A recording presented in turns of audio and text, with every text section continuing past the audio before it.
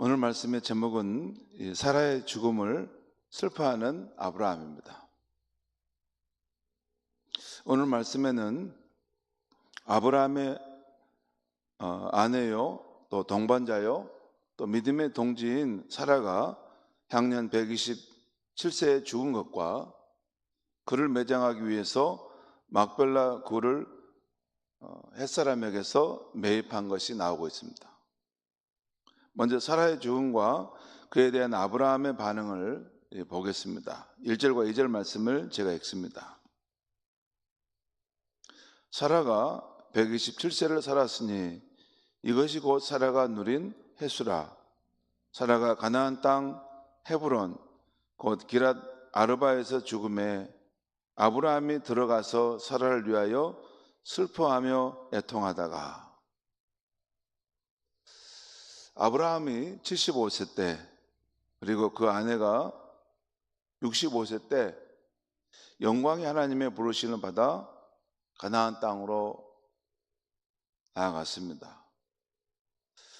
그 후 62년이 되었을 때 사라가 죽은 것입니다. 그러니까 영광의 하나님의 부르심을 받아서 가나안 땅에 들어가서 그 62년의 생을 사라가 아브라함과 함께 살다가 죽은 것이에요.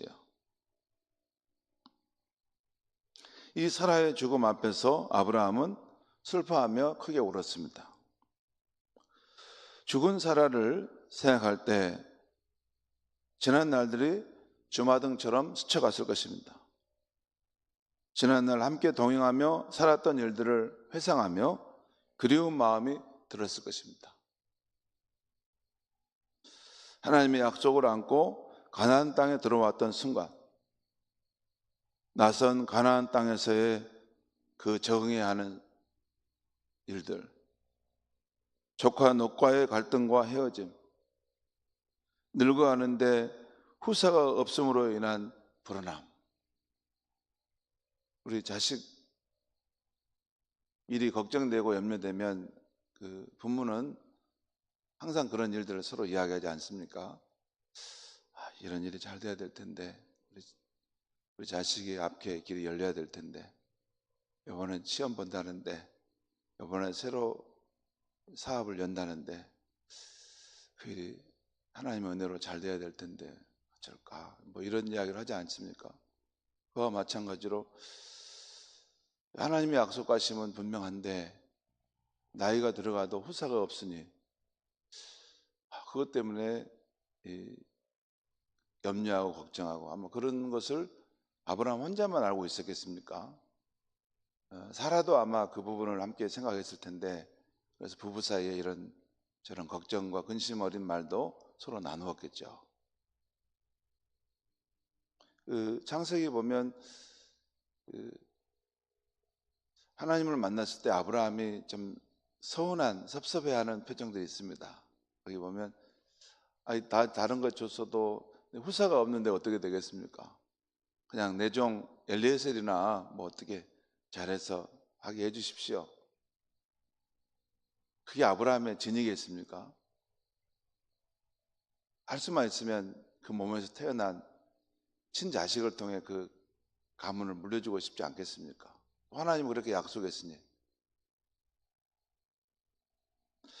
아무튼 늙어가는데 후사가 없음으로 인해서 불안함이 있었을 것입니다. 그리고 하갈의 아들 이스마엘의 태어남과 갈등, 인간적인 실수를 하고 그로 인해서 이스마엘이 태어난 걸로 인해서 또 발등을 찍는 그런 마음의 괴로운 일도 있지 않겠습니까? 부부간에 막 갈등도 있었고 싸움도 있었을 겁니다. 거기 나오죠 다. 아니 당신이 그렇게 막 들어가서 후사를 얻으라고 해서 내가 그게 들어가서 이스마엘 태어난 건데 왜 나한테 그러요? 막 이렇게 서로 부부 싸움 하는 거 나오지 않습니까? 그리고 또 사라도 나 더 이상 못 살겠으니까 저 이스마엘과 저 하갈을 좀 제발 쫓아내십시오. 그로 인해서 그 남편 아브라함도 얼마나 마음고생이 심했겠습니까? 아이고 여자들 등산에 못 살겠다 아마 이러지 않았겠습니까? 그러는 와중에 모든 소망이 사라졌을 때 이삭이 태어난 그 기쁨은 또 얼마나 컸겠습니까? 사라가 그 아이를 품고 마을을 다니면서 웃었다는 표현이 나오죠. 그리고 사랑스러운 이삭이 커가는 모습을 보며 함께 미래를 꿈꾸었던 일들이 주마등처럼 스쳐 지나갔고 그의 마음에 죽은 아내를 향한 그리운 마음이 밀려왔을 것입니다. 그런데 이제 그 모든 일을 함께 했던 아내가 죽게 되었고 아브라함은 홀로 남겨지게 된 것입니다. 다시는 이 세상에서 아내 사라를 볼 수 없게 되었습니다. 그 다음 내용은 아브라함이 사라를 장사 지내기 위해서 헷 족속에게 가서 땅을 구입한다는 내용입니다. 이때 아브라함이 그들에게 자신을 소개하는 말씀이 나오는데요. 우리 3절 4절 말씀을 제가 또 읽겠습니다. 3절입니다. 그 시신 앞에서 일어나 나가서 헷 족속에게 말하여 이르되 나는 당신들 중에 나그네요 거류하는 자이니 당신들 중에서 내게 매장할 소유지를 주어 내가 나의 죽은 자를 내 앞에서 내어다가 장사하게 하시오. 여러분, 아브라함과 사라가 부름받았을 때 하나님이 약속해 주신 것이 있어요. 그 약속 중에 중요한 부분이 너의 후사를 주어서 하늘의 별처럼 바닷가의 모래알처럼 크게 번성하는 집안을 일으켜 줄 것이다. 그리고 또 하나는 내가 너에게 줄 땅이 있는데 그 땅을 얻어서 너와 내 후손들이 그 땅에서 살게 될 것이다. 그 두 가지 약속이 가장 분명합니다. 그런데 지금 아브라함이 그 하나님의 약속의 땅 가나안에 들어가서 60여 년을 살았는데도 그 약속의 땅이 그 아브라함에게 뭐 이렇게 들어온다거나 하나님 주신다고 했는데 뭘 이렇게 얻게 된다거나 그런 땅이 한 필도 없었다는 것이에요. 그래서 사랑하는 아내가 죽었는데도 그 아내를 묻을 땅이 없을 만큼 그 땅에서 이방인과 외국인과 정처 없는 나그네로서 살고 있었다는 거예요. 여러분, 사라가 죽은 것으로 인한 슬픔도 컸지만 그 사랑하는 아내가 죽었는데 그를 묻을 땅 한 필지가 없었을 때 아니 하나님은 내게 약속해 주셨는데 이 땅을 너 땅이 되게끔 해주겠다고 해주셨는데 그 약속은 어디 갔는가? 그런 슬픔도 있었을 것입니다. 그 약속을 받지 못한 것이에요. 나는 당신 중에 나그네요 고르민으로 지금 살고 있습니다. 내 아내가 죽었는데 그를 묻을 땅이 필요합니다. 내게 땅을 좀 팔아주시오. 그렇게 말해야 하는 아브라함의 마음은 하나님 앞에 섭섭함도 있었을 것입니다. 하나님 약속하셨는데 우리 가족이 죽으면 묻을 만한 땅 한 필 정도는 주셔야 되는 거 아닙니까?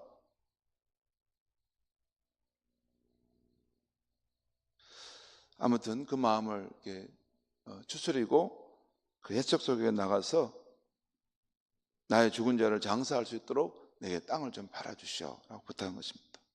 이때 헷족속은 아브라함을 우호적으로 대하여 매장지를 거저 주겠다고 합니다. 그러나 아브라함은 그들에게 당시 시세로는 적지 않은 돈인 은 400세겔을 주면서 막벨라 굴과 그 주변 토지를 구입하게 됩니다. 은 400세겔이 얼마인가 성경학자들의 그런 글을 통해서 확인한 것은 우리로 환산하면 약은 3.4kg랍니다. 그러니까 3kg하고 또 400g이라는 거죠. 그러니까 은이 3kg면 얼마나 되려고 모르는데 1kg 뭐 있을 수 있겠죠.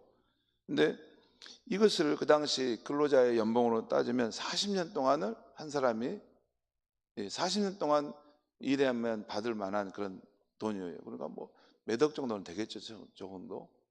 그것을 주고 그 막벨라 굴과 그 주변 토지를 아브라함이 구입한 것입니다. 예, 그냥 거저받지 않고 분명하게 값비싼 대가를 주고 구입한 것이에요. 왜 그랬을까? 왜 그랬을까 하는 아브라함의 생각도 있을 수 있겠죠. 예, 아마 그 분명하게 값을 지불하고 그 땅을 구입함으로써 이후에 분쟁의 여지를 다 싹을 잘랐을 것입니다. 내가 분명하게 돈을 주고 그러면 사지 않았느냐. 그것을 후손들에게도 물려줬겠죠. 그럼으로써 그 막벨라 굴과 그 주변 토지는 아브라함과 그 후손에게 아마 영원토록 계속해서 그 땅의 소유주로 남게 된 거죠. 어쩌면 하나님은 그 막벨라 굴과 그 주변 토지를 살 때 보증금으로 나중에 우리 후손들이 이 가나안 땅을 하나님으로부터 받게 될 것이라는 것을 생각하면서 보증금으로 하나님 이 땅을 삽니다. 제가 사놓으니까 하나님 약속한 거 반드시 지켜주세요 하는 그런 의미로 샀을 수도 있겠다고 저는 생각합니다. 그 말씀을 깊이 생각할 때. 그래서 아브라함은 사라를 그 막벨라 굴에 매장하게 되죠. 이후에 이 막벨라 굴은 아브라함뿐만 아니라 그의 아들 이삭과 리브가 또 그의 손주 야곱과 레아까지 묻히는 장지가 되기도 하죠. 후손들이 다 거기 와서 생을 마쳤을 때 그곳에 묻죠. 근데 그곳에 묻는다는 것은 하나님의 약속을 상기한다는 것이 의미가 있어요. 하나님이 주실 약속의 땅을 상기하면서 거기에 가서 자기 마지막 무덤을 거기다 묻었다는 거죠. 여기까지가 오늘 말씀의 내용입니다. 성도 여러분, 오늘 말씀 속에서 얻은 영적 교훈, 저는 두 가지 정도가 있는데 한 가지만 말씀드리겠습니다.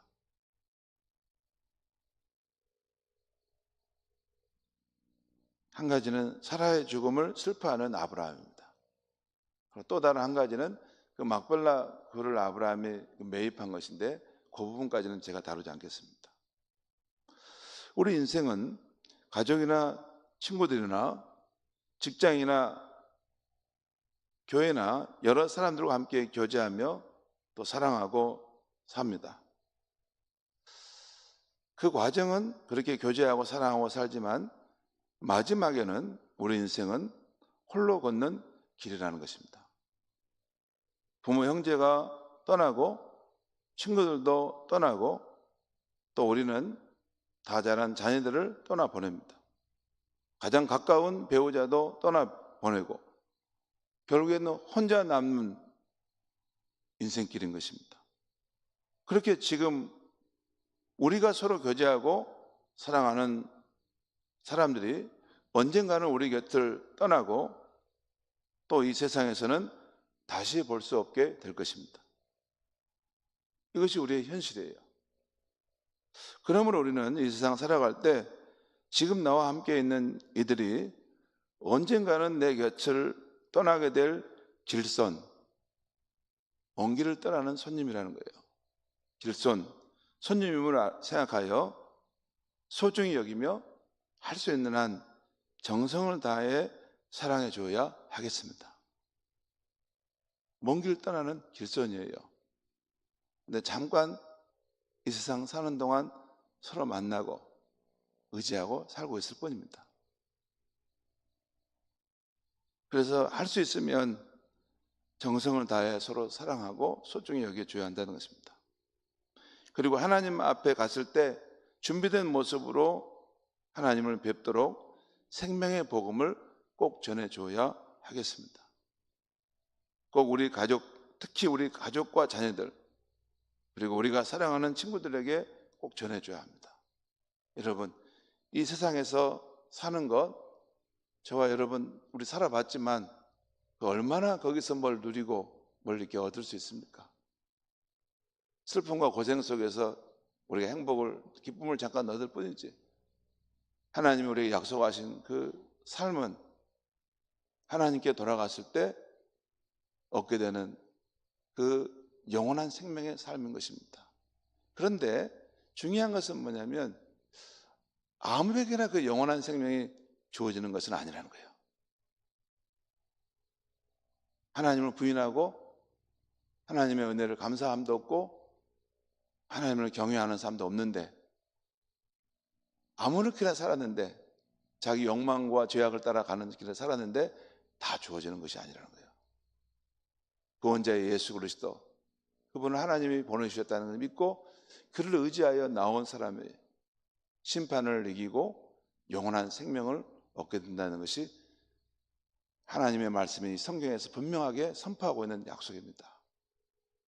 그래서 한 사람이라도 더 구원받도록 하기 위해서 하나님은 지금도 심판을 미룬다는 것이 성경의 말씀이에요. 여러분, 하나님은 우리 인간에게 두 가지 모습으로 나타나요. 어떤 사람에게는 궁극적인 우주의 기쁨으로 나타나고, 또 어떤 사람에게는 우주의 궁극적인 두려움으로 나타나게 될 때가 반드시 옵니다. 그때 우리에게 맡겨진 사람들이 우주의 궁극적인 기쁨으로, 말할 수 없는 감사와 기쁨으로 하나님을 만날 수 있도록 꼭 우리가 받은 생명의 복음을 우리의 가족과 후손들에게 전해줘야 할 줄 믿습니다. 그리고 또 하나는 우리 인생길은 결국 혼자 걷는 길임을 알게 될 것임을 알아서 그때를 준비하여 지금부터 영원하신 삼위일체 하나님과 동행하는 연습을 늘 해야 하는 것입니다. 여기서부터 아무렇게나 살았는데 그곳에 가서 삼위일체 하나님과 동행하여, 그렇지 않습니다. 여기서부터 구주 예수를 우리가 믿음으로 우리가 그의 성령을 받았고 또 성령 안에서 하나님 아바 아버지라 부르게 됐는데, 이 땅에서부터 삼위일체 하나님과 동행하는 삶을 사는 것을 준비해야 한다는 것입니다. 여러분, 성경에 의하면 모든 인생은 이 세막의 삶을 살아요. 삼막의 삶을 산다는 거예요. 제1막은 어머니 뱃속에 있는 10개월의 삶, 제2막은 그 어머니의 뱃속에서 탯줄이 끊어진 이후로부터 시작되는데, 이 세상에서의 그 인생의 삶, 그게 80년, 길면 100년이죠. 그 다음 이제 3막은 어머니의 탯줄이 아니라 이 세상에서의 탯줄이 잘라질 때 열리는 새하늘과 새 땅에서, 하늘의 본향에서의 영원한 삶인 것입니다. 그게 성경이 말하는 거예요.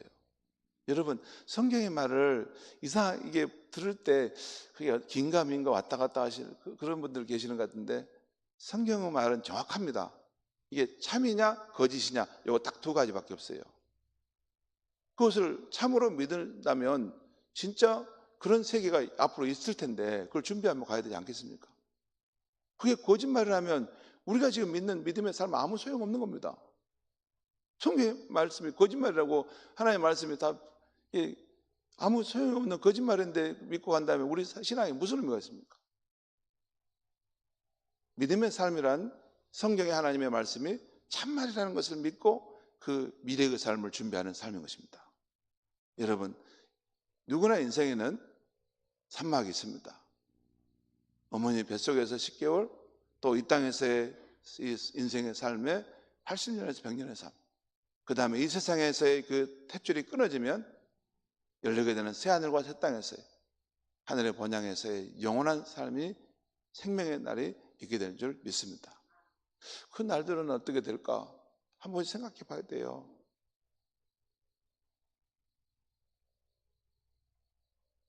성도 여러분, 가능한 한 자녀들과 교우들과 동역자들을 소중히 여기며 함께 사는 즐거움을 누리십시오. 그 시간이 제한된 시간 속에 있음을 알아서 더욱 즐겁게 기쁘게 살아가십시오. 서로를 향해 칭찬과 격려, 함께 추억을 만들기, 또 사랑이 담긴 선물들을 자주 줄 수 있으면 좋겠습니다. 그리고 함께 그 귀한 사람들과 함께 밥을 먹는 일도 자주 하시면 좋겠습니다. 이 땅에 사는 날 동안 이 땅에 있는 그런 재료들을 통해서 함께 밥을 먹는 것은 어쩌면 영원한 다시는 올 수 없는 기회일지 모릅니다. 우리 자식들한테 밥 해줄 때도 정성을 다해서 정말 따뜻하고 맛있게 밥을 해주십시오. 어쩌면 그 밥은 이 세상에서 줄 수 있는 마지막 밥일 수도 있습니다. 그러면서도 꼭 기억해야 할 것은 홀로 걷게 될 때를 준비해서 지금부터 삼위일체 하나님과 함께 동행하며 사는 법을 잘 배워야 하겠습니다. 여러분, 저는 가끔 홀로 걷는 것을 해요. 일부러 그럽니다. 일부러 혼자 있으려고 그래요. 왜? 함께 없을 그때가 반드시 오기 때문에. 나 혼자도 견뎌내고 혼자도 하나님과 함께 묵묵히 걸어갈 수 있는 그날을 준비해야 되겠다. 홀로 걷고 말씀과 기도로 주님과 교제하며 살고, 그리고 영원히 살게 될 하늘의 본향짐을 생각하며 늘 걸어가는 그런 인생길입니다. 그것이 그렇지 않아요? 천국 소망을 가슴에 안고 살아가는 모습인 줄 믿습니다. 참 아름다운 삶입니다. 아름다운 삶이에요. 허무한 이 땅의 전부인 것처럼 그것을 아웅다웅 매달려서 모든 것을 걸고, 그것이 안 되면 모든 것이 끝난 것처럼 살아가는 수밖에 없는 그런 삶이 아니라, 이 땅 너머 하늘 본향에 새로운 더 나은 삶이 있다는 것을 알고 그 천국을 가슴에 품고 이 세상을 아름답게 갖고 가는 그런 인생, 참으로 구주 예수를 믿고 하나님의 자녀된 성도만이 누릴 수 있는 정말 놀라운 축복과 소망의 삶인 줄 믿습니다. 기도하겠습니다. 하나님 아버지, 감사합니다. 오늘 일생을 함께 서로 사랑하며 교제하며 살았던 사라의 죽음을 보고 아브라함이 슬퍼하며 통곡했다는 말씀을 우리가 생각하면서 오늘 우리에게 주신 말씀을 받습니다. 하나님 아버지, 우리가 이 세상 살아가는 것은 잠깐 사는 것이고, 나와 함께 살아가는 이들이 언젠가는 내 곁을 떠나가는 사람들입니다. 하나님 아버지, 우리 모두가 먼 길을 떠나는 길손들임을 생각하면서 서로를 소중히 여기며 할 수 있는 한 정성을 다해 사랑할 수 있는 우리가 되게 하여 주시옵소서. 그리고 이 세상 살아가는 동안 우리의 인생길이 언젠가는 홀로 가는 길일 것임을 알아서 그때를 준비하여 영원하신 하나님을 만날 그날을 준비하며 주님과 함께 동행하는 삶을 살아가는 법을 연습하는 우리 성도님들 되게 하여 주시옵소서. 감사합니다. 주님, 잠깐 함께 사는 인생길이지만 하나님 맺어주신 사람들 서로 인정해주고 또 함께 추억을 만들어가며 작지만 사랑의 선물을 주고받으며 행복한 날들을 살다가 마치 소풍을 마치고 다시 집으로 돌아가듯이 하나님 아버지 집으로 돌아가 영원토록 살아갈 수 있는 우리 모든 성도들과 우리 가족들 되게 하여 주시옵소서. 예수님의 이름으로 기도합니다. 아멘.